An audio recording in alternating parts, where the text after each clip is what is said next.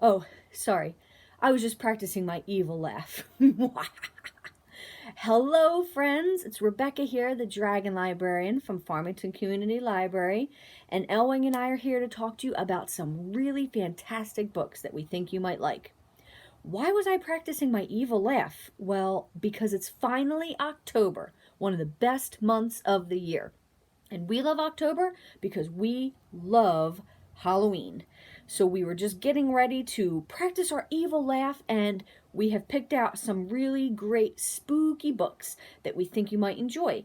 Actually, all month long in October, we're going to be featuring some scary books. Some of them are more on the spooky side, some of them are just silly, but they're all really fantastic books that we know you will really like. So the first one is by a favorite author of mine, Neil Gaiman, and it's called M is for Magic. Now, this is a book of short stories, actually. There are 11 total, and they range from all kinds of different themes. Some are a little bit spooky, some are really fantastical, some are just stunning. Some of them really make you think and stay with you long afterwards. They are all really, really, really good. And the thing that's really awesome about short stories is that you don't have to just sit down and read them all at one time. You can sit down and read one at a time. You could read one a day. You could read a couple at a time. It's all up to you. That's the great thing about short stories. And I just want to read you a little bit of the introduction that Neil Gaiman himself wrote that talks about how much he loves short stories. When I was young, and it doesn't really seem that long ago, I loved books of short stories. Short stories could be read from start to finish in the kind of times I had available for reading. Morning break or after lunch nap or on trains. They'd set up, they'd roll, and they'd take you to a new world and deliver you safely back to school or back home in half an hour or so. Stories you read when you're the right age never quite leave you. You may forget who wrote them or what the story was called. Sometimes you'll forget precisely what happened, but if a story touches you, it will stay with you, haunting the places in your mind that you rarely ever visit. I think that's very true. So that was M is for Magic by Neil Gaiman. The second book is called The Bone Houses by Emily Lloyd-Jones. The Bone Houses. I don't know about you guys, but isn't this cover amazing? Wow, that's really cool. Now, this book is about a young woman named Rin who is a grave digger in her village.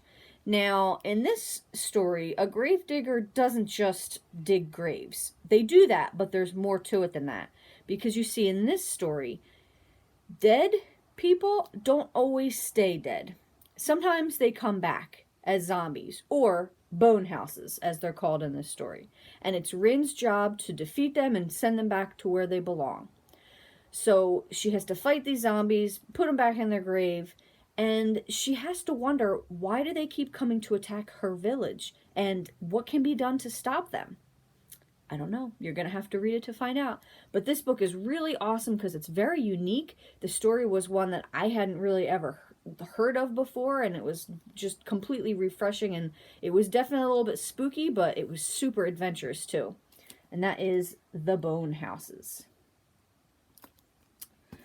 Okay, and last but not least, we have The Coldest Girl in Coldtown, and that's by Holly Black. Holly Black is definitely a favorite author of mine. I feel like if you read one of her books and like it, you will probably love all of her books, even though they're all really different. And this book in particular is about vampires. Now, I know what you're thinking.